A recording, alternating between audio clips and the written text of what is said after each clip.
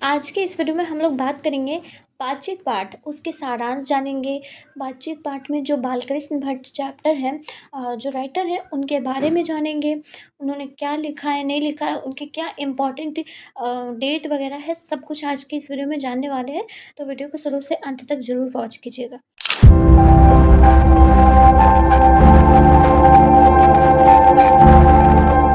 So hello everyone, my name is Riya and I am totally your guide। Bihar board में बहुत ही important ये channel माना जाएगा क्योंकि ये इंग्लिश मीडियम का चैनल होने वाला है। और यू नो दैट कि इंग्लिश मीडियम का चैनल बहुत ही कम है बिहार बोर्ड में। ऐसे तो हिंदी में कोई भी ज़रूरत नहीं है इंग्लिश मीडियम की। सो आज के इस वीडियो में देखिए, सिंपल है कि आज हम लोग जानेंगे क्या, सारांश जानेंगे। और यू नो दैट कि आपके पास यहाँ पर मैं 6 अक्टूबर क्यों लिखी हूँ, एंड यहाँ पर डे 1 इसलिए लिखी हूँ क्योंकि डे 1 से मैं स्टार्ट कर रही हूँ एंड आपको आपके लास्ट डे कह दो 30 जनवरी तक आपके साथ रहूँगी। एंड यू नो स्टिल मैं आगे भी आपके साथ रहूँगी। आज है 6 अक्टूबर एंड आपके पास अभी सिर्फ और सिर्फ अब 94 डेज़ बचे हुए हैं। So you have to utilise this 94 days very quietly and very patiently. तो ये बहुत इंपॉर्टेंट होता है कि क्रूशियल डेट होते हैं ये, कि आपको आगे किस तरीके से पढ़ना है, क्योंकि आपके पास समय बहुत कम है। एंड इस इम्पॉर्टेंट टाइम पे आपको वन शॉट लेक्चर्स करना बहुत बहुत इम्पॉर्टेंट हो जाता है। तो वन शॉट लेक्चर्स आपके लिए मैं अभी पूरा करवाने वाली हूँ। आज डे 1 है, अगला दिन फिर आएगा। तो आप हमारे चैनल को अभी तक सब्सक्राइब नहीं किए तो सब्सक्राइब कर लीजिएगा, जो भी नए स्टूडेंट है। एंड देखिए, मेरे पास 10 स्टूडेंट ही सही, लेकिन जो स्टूडेंट्स होंगे वो पक्के होने चाहिए। मतलब कि आज अगर पढ़ रहे हैं तो वो आगे अगले दिन भी पढ़ाई करेंगे। अगर हाँ तो प्रॉमिस नीचे कमेंट बॉक्स में ज़रूर कीजिएगा। देखिए, आपके परीक्षा में जो है वो किस तरीके से सवाल पूछे जाते हैं। जब आप अपने परीक्षा में जाओगे ना, आप अपने प्रश्न पत्र को देखेंगे, आप अपने सवाल को देखेंगे, तो आपके परीक्षा में किस तरीके के क्वेश्चंस रहेंगे। पहला क्वेश्चन इस तरीके से दे दिया जाएगा कि बातचीत पाठ का सारांश लिखिए, या तो इस तरीके से दे दिया जाएगा। और याद रखिएगा, ये लॉन्ग क्वेश्चंस में आते हैं, जिसको वस्तुनिष्ठ प्रश्न कहते हैं आई थिंक हिंदी में। सेकंड नंबर में आपसे पूछा जा सकता है कि बालकृष्ण भट्ट द्वारा रचित बातचीत पाठ सारांश को लिखना है, ये रह सकता है। थर्ड रह सकता है कि बातचीत पाठ का केंद्रीय भाव क्या है, तो ये रह सकता है। और फोर्थ रह सकता है कि बातचीत निबंध का सारांश लिखिए, डायरेक्ट डिक्टो इस तरीके से पूछा जा सकता है। ठीक है, तो वन एंड ऑल जो है ये एकदम शॉर्ट्स, यानी कि वन शॉर्ट टाइप का अगर आप कर लेते हैं तो आपका ये लॉन्ग क्वेश्चन, जो कि आई थिंक 5 मार्क्स का होता है, ये कंप्लीट हो जाएगा। बिहार बोर्ड का जो एग्ज़ाम 2026 का होने वाला है, उसके लिए ये वन शॉट वीडियो बहुत इंपॉर्टेंट होने वाला है। सबसे पहले हम लोग बात कर लेते हैं छोटी मोटी कहानियाँ, जो वन शॉट के पहले होती है। कहानी क्या क्या है कि बातचीत पाठ में जो आपके लेखक है ना, उनका हम लोग को परिचय जानना बहुत ज़रूरी होता है। क्यों? जस्ट बिकॉज कि आपके एग्ज़ाम में MCQ क्वेश्चंस आते हैं और 50 MCQ क्वेश्चन पूछे जाते हैं। ठीक है, तो इसलिए आप सभी के एग्ज़ाम के पॉइंट ऑफ व्यू से ये चीज़ें इंपॉर्टेंट है। आज और अभी ही इसका स्क्रीनशॉट ले लीजिए, या आप अपनी कॉपी में इसको लिख कर याद कर लीजिए, क्योंकि ज़रूरी है। तो सबसे पहले तो बातचीत, आपको ये चैप्टर याद रखना है कि ये जो बातचीत चैप्टर है ना, ये चैप्टर बालकृष्ण भट्ट जी ने लिखा है। कौन लिखे? ब से बातचीत और ब से बालकृष्ण भट्ट, इस तरीके से याद रखेंगे। ठीक है, तो बालकृष्ण भट्ट जो है वो बातचीत पाठ के लेखक हैं। इनका जन्म कब हुआ है? तो 23 जून 1844 को हुआ है। 23 जून 1844। जी हाँ, इसको भी याद करना है आपको। जन्म और मृत्यु दोनों पूछा जाता है। 20 जुलाई 1914 को यहाँ पर निधन हुआ है। ठीक है, और इनका निवास स्थान, मतलब ये कहाँ रहते थे, तो इलाहाबाद भी याद रख सकते हैं, प्रयागराज या फिर उत्तर प्रदेश, इन तीनों में से कोई भी आपसे ऑप्शन दे दिया जाएगा, पूछ लिया जाएगा। ठीक है, इनकी माता का नाम क्या था? पार्वती देवी माँ का नाम था। ठीक है, और पिताजी का नाम बेनी प्रसाद भट्ट था, जो एक व्यापारी थे। क्या था? ये भी पूछ लिया जा सकता है। कि बेनी प्रसाद क्या थे, तो वो एक व्यापारी थे। ठीक है, सबसे इम्पोर्टेंट बात यहाँ पर ये होने वाली है कि बालकृष्ण भट्ट आधुनिक काल के थे। कहाँ, कौन से काल के थे? क्वेश्चन में पूछा जा सकता है कि बालकृष्ण भट्ट कौन से काल के थे, तो आधुनिक काल के भारतेंदु युग के थे। कौन से युग? तो भारतेंदु युग के थे। प्रमुख साहित्यकार थे, वो क्या थे ये भी याद रखना है कि वो एक साहित्यकार थे।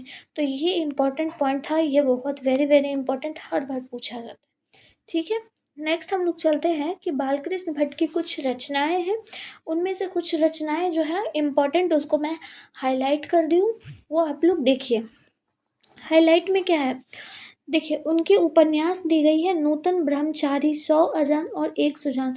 ऑलमोस्ट हर बार ये दोनों जो है वो पूछा जाता है, तो इस चीज़ को आपको याद रखना है। ठीक है, बाकी को भी आप लोग देख लीजिएगा, एक एक बार पढ़ लीजिएगा। हाँ, एक है सद्भाव का अभाव, ये भी इम्पोर्टेंट है। ठीक है, बाकी आप उपन्यास में बाकी सबको एक एक बार पढ़ लीजिएगा, लेकिन इम्पोर्टेंट है कि आपको ये याद रखना है कि 100 अजान 1 सुजान किन के द्वारा लिखा गया है, तो बालकृष्ण भट्ट के द्वारा लिखा गया है, और ये उनकी उपन्यास है। ऐसे तरीके से पूछे जा सकते हैं प्रश्न में। ठीक है, और उनके कुछ यहाँ पर नाटक भी दे गए हैं, तो नाटक से तो ज़्यादा क्वेश्चंस आते नहीं है, लेकिन फिर भी आप लोग एक बार देख लीजिएगा। ठीक है, सबसे ज़्यादा इम्पॉर्टेंट यहाँ पर क्या है, ये कि लगभग उन्होंने 1000 उन्होंने क्या लिखा है, तो निबंध लिखा है। उनके पास निबंध का संग्रह है। ठीक है सॉरी, देखिए आपसे पूछा जा सकता है बालकृष्ण भट्ट लगभग कितने निबंध लिख चुके हैं, तो आपका जो उत्तर होना चाहिए 1000 होना चाहिए। बहुत इंपॉर्टेंट है, याद रखिएगा। ठीक है, अब हम चलते हैं सारांश पे, जल्दी जल्दी सारांश देखते हैं। ठीक, सारांश में क्या है कि जो पॉइंट बहुत ज़्यादा इम्पोर्टेंट है उसको मैं हाईलाइट कर दी हूँ, ताकि आपको शॉर्ट क्वेश्चंस में भी हेल्प मिले। ठीक है, बालकृष्ण भट्ट बातचीत शीर्षक निबंध आधुनिक काल के प्रसिद्ध निबंधकारक बालकृष्ण भट्ट द्वारा लिखा गया है, जिसमें वाक्य शक्ति को लेखक ने ईश्वर का वरदान बताया। वाक्य शक्ति जो है ईश्वर का वरदान है। ठीक है, बालकृष्ण जी कहते हैं कि वाक्य शक्ति अगर मनुष्य में ना होती तो ना जाने इस गूंगी सृष्टि का क्या हाल होता। अगर सही बात है, यदि मैं अभी नहीं बोल पाती, मेरे पास बोलने की शक्ति अगर प्रभु जी नहीं देते, तो क्या मैं अभी आपको समझा पाती, या आप जो भी पढ़ रहे हैं आप अपने टीचर्स को समझा पाते? नहीं समझा पाते ना। तो वाक्य शक्ति एक ऐसा शक्ति है ना, जिससे कि हम अपने मन के भावनाओं को भी प्रदर्शित करते हैं, जताते हैं, बताते हैं। ठीक है, या फिर हमें क्रोध आना, गुस्सा आना, खुशी होना, हर चीज़ को हम लोग शेयर करते हैं बोल कर ही तो।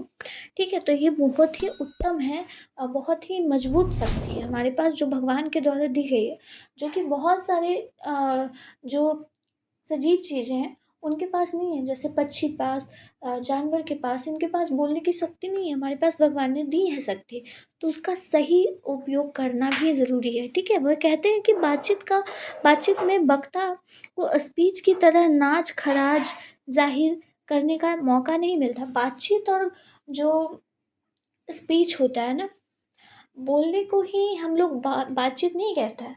बातचीत दरअसल एक अलग चीज़ है, और वाक्य शक्ति एक अलग चीज़ है। वाक्य शक्ति हुआ कि हम बोल सकते हैं, लेकिन बातचीत हुआ कि हम क्या, कब और कैसे बोल सकते हैं। ठीक है, और सही तरीका क्या है। तो ये होता है बातचीत और वाक्य शक्ति के बीच का अंतर। ठीक है, वे कहते हैं कि जैसे आदमी को जिंदा मौजूद बनाने के लिए ज़िंदगी मज़ेदार बनाने के लिए खाने पीने, चलने फिरने इत्यादि की ज़रूरत होती है, वैसे ही बातचीत भी बहुत ज़रूरी है। इससे चित्त यानी कि हमारा जो मन होता है वो हल्का होता है और सच हो जाता है, और जितने भी मवाद हृदय में जमा होता है वह भाव बनकर उड़ जाता है। ठीक है, इस बात को समझें। लेखक कहते हैं, यानी कि बालकृष्ण भट्ट कहते हैं कि इंसान जो है अपने ज़िंदगी को मज़ेदार बनाने के लिए ना, जैसे खाने पीने, चलने फिरने, पहनने ओढ़ने के लिए हर चीज़ नए नए तरीके से आजमाते रहता है ना, इन सभी चीज़ों की ज़रूरतें हैं। तो वैसे ही बातचीत भी बहुत ज़रूरी चीज़ है। ठीक है, हम सब समझते हैं कि बातचीत ऐसे ही है, वही बस हो गया, बातचीत ही तो है। लेकिन नहीं, जैसे हमारा शरीर है ना, वैसे ही हमें बातचीत करने का भी उत्तम तरीका आना चाहिए। इससे जो होता है ना, यदि मान लीजिए कोई देखते हो आपकी कोई झगड़ालू है, कोई लड़ाकू है, कोई शांत है, तो आपको सीखने की ज़रूरत होती है कि ये इंसान ही इंसान किस तरीके से अलग अलग विचारधाराएं रखते हैं। ठीक है, तो अगर हम बातचीत कर लें, किसी से झगड़ा हुआ है, तो हमारे अंदर जो गुस्सा रहता है, अगर वो हम ही पहले जाकर कह दें, तो वो गुस्सा ख़त्म हो जाता है, सामने वाला भी कह देता है। इससे हमारा मन जो रहता है वो हल्का हो जाता है। जितना भी गुस्सा होता है, क्रोध होता है ना उसके प्रति, वो सब खत्म हो जाता है, भाप बनकर उड़ जाता है, जैसे गैस निकल जाता है। समझ गए? अब यहाँ पर एक इम्पॉर्टेंट पॉइंट है कि बेन जोन्स कहते हैं कि बोलने से ही मनुष्य के रूपों का साक्षात्कार होता है। ये आपसे ऑब्जेक्टिव क्वेश्चन में पूछा जा सकता है कि बेन जोन्स क्या कहते हैं। तो देखिए सिंपल है, बेन जोन्स कहते क्या है? बेन जोन्स कहते हैं कि बोलने से ही मनुष्य के रूपों का साक्षात्कार होता है। ठीक है, इस पॉइंट को आप लोग याद रखेंगे। ओके, आगे क्या है? आगे है कि लेखक ने बातचीत के प्रकार भी बनाए हैं। लेखक ने बातचीत को भी अलग अलग तरीके से बताया है इस पाठ में। एडिशन एडिशन मानते हैं कि असल बातचीत सिर्फ दो व्यक्तियों के बीच हो सकती है। ये पॉइंट बहुत इंपॉर्टेंट है, इस पॉइंट को याद रखिएगा आप लोग। ठीक है, आपसे ऑब्जेक्टिव में पूछ सकते हैं कि बातचीत जो चैप्टर है ना, उसमें दो लोगों का जिक्र होता है, एक बेन जॉन्स का, एक एडिशन का। बेन जॉन्स का क्या मानना था, एडिशन का क्या मानना था, ये दोनों को कंपाइलेशन करके आपसे शॉर्ट क्वेश्चन में पूछा जा सकता है। ठीक है, एडिशन कहते हैं कि बातचीत सिर्फ दो व्यक्ति के बीच में हो सकती है। ठीक है, और बेन जॉन्स कहते हैं कि मनुष्य के रूपों का साक्षात्कार होता है बोलने से ही। ठीक है, तो इन दोनों के बीच का अंतर ये है। अर्थात बेन एडिशन कहते हैं कि जब दो लोग होते हैं ना, तभी अपना दिल एक दूसरे के सामने खोल कर बातें करते हैं। लेखक के अनुसार तीन लोगों के बीच की जो बातचीत होती है, वो तो सिर्फ एक बातचीत, केवल फॉर्मेलिटी ही रह जाती है। यानी कि एडिशन कहते हैं कि जब दो लोग होते हैं ना, तो हम हर बात शेयर कर सकते हैं। ठीक है, हम किसी तीसरे के बारे में भी बोल सकते हैं। लेकिन जब तीन लोग होते हैं ना, तो हम खुलकर बात नहीं कर सकते। जो सामने वाला होता है, या दो लोग बात कर रहे हैं, तीसरे के बारे में वहीं पे हैं, वही उन्हीं के बारे में बोल देंगे, तो झगड़ा हो जाएगा। तो आप समझ सकते हो ना कि क्या कहना चाहते हैं। तीन लोग जब होते हैं ना, तो जब बातचीत भी करते हैं तो फॉर्मेलिटी की तरह करते हैं बात। ठीक है, कि हाँ आपकी भी बात सही है और आपकी भी बात सही है, फॉर्मेलिटी हो गई। ठीक है, तो ये इम्पॉर्टेंट पॉइंट है। एक पॉइंट हम यहाँ पर आपको ये कहना चाहेंगे कि एडिशन ने अपना मुख कितने वर्ष में खोला था। आपको ये HW है, ठीक है, होमवर्क का क्वेश्चन है, ज़रूर बताएंगे। ठीक है, अगला क्या है, आगे क्या है कि लेखक कहते हैं कि यूरोप, ये भी पॉइंट बहुत इंपॉर्टेंट है, यूरोप के लोगों में बातचीत का हुनर है। मतलब कि आपसे क्वेश्चन पूछा जा सकता है ऑब्जेक्टिव कि कहाँ के लोगों में बातचीत करने की कला उत्तम है, मतलब कि हुनर है, तो यूरोप के लोगों में। ठीक है, आपसे ये शॉर्ट क्वेश्चन में पूछा जा सकता है, जिसे आर्ट ऑफ कॉन्वर्सेशन कहा जाता है। आपसे क्वेश्चन पूछा जा सकता है कि शॉर्ट में आर्ट ऑफ कॉन्वर्सेशन किसे कहते हैं। ठीक है, तो आपको यही बताना है कि आर्ट ऑफ कॉन्वर्सेशन उसे कहा जाता है कि जिससे कि हमें पता चले कि बोलने का तरीका क्या है। ठीक है, मतलब कि यूरोप के लोगों को कहा गया है कि उत्तम तरीका है, उनको पता है कि आर्ट ऑफ कॉन्वर्सेशन क्या होता है, यानी कि बोलने की कला को ही आर्ट ऑफ कॉन्वर्सेशन कहते हैं। ठीक है, इनके प्रसंग को सुनकर कान को अत्यंत सुख मिलता है। मतलब कि बोलने की कला, यानी कि इस तरीके से बोलो ना आप कि सामने वाला मन मोहित हो जाए, उनके बानी में आप खो जाओ और कोई आपको नज़र ना आए। ठीक है, सिर्फ उनकी बानी ही आपको सुनाई दे।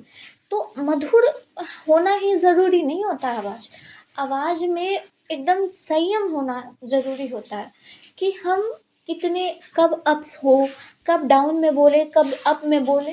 तो ये जो लेवल होता है ना किसी चीज़ का, बोलने का तरीका, वो उत्तम माना गया है यूरोप के लोगों में। यूरोप के लोग बहुत अच्छे तरीके से बोलते हैं, इसीलिए उनको उत्तम माना गया। अब इंडिया के लोग को ही देख लीजिए, आप अपने घर में ही देख लीजिए, तो समझ सकते हैं, हम भी जान रहे हैं। इसे सहृदय गोष्ठी भी कहा जाता है। ठीक है, अंततः बालकृष्ण भट्ट कहते हैं कि हमें अपने अंदर ऐसी शक्ति पैदा करनी चाहिए जिससे हम अपने आप बातचीत कर लें और बातचीत का सही उत्तम तरीका भी यही है।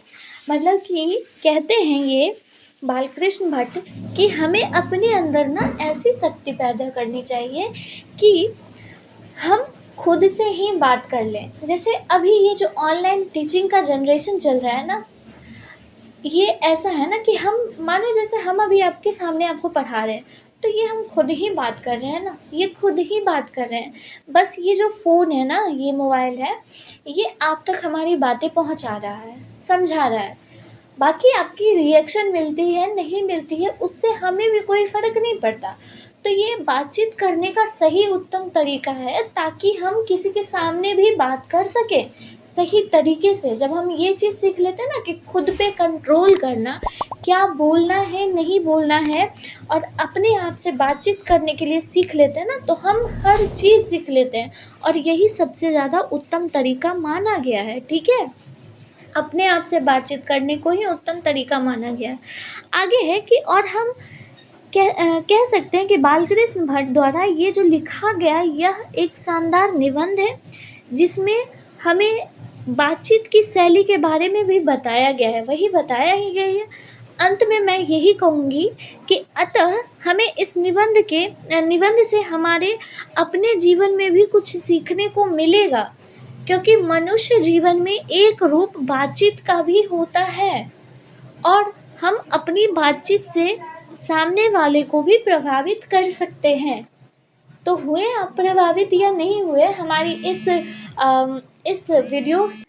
तो उम्मीद करती हूँ कि आपको ये वीडियो सीखने को मिला होगा, ना कि सिर्फ आपके एग्ज़ाम के पॉइंट ऑफ व्यू से, ताकि आप अपने असल ज़िंदगी में भी कुछ सीखें, है ना। तो मैं आज ही अभी करवा देती हूँ आपको क्वेश्चंस भी इस चैप्टर से रिलेटेड, लेकिन आपको मैं बता चुकी हूँ कि किस किस तरीके के क्वेश्चंस आपसे पूछे जा सकते हैं आपके एग्ज़ाम के अंदर। ठीक है ना, तो आप इसके लिए मैं अलग से क्वेश्चंस भी बताऊँगी जिसमें लॉन्ग शॉर्ट वगैरह सब कुछ शामिल रहे, तो वो अलग नेक्स्ट वीडियो रहेगा। लेकिन जैसे कि आपको पता है कि वन शॉट चल रहा है, तो वन शॉट में आपको सिर्फ स्टोरीज़ भी मिलेंगी। ठीक है, कंप्लीट स्टोरीज़ का कंपाइलेशन मिलेगा। ठीक है, तो मिलती हूँ किसी और नेक्स्ट इंपॉर्टेंट वीडियो में। तब तक के लिए धन्यवाद, राधे राधे। और आप लोग अपनी पढ़ाई अच्छे तरीके से करते रहें। ठीक है।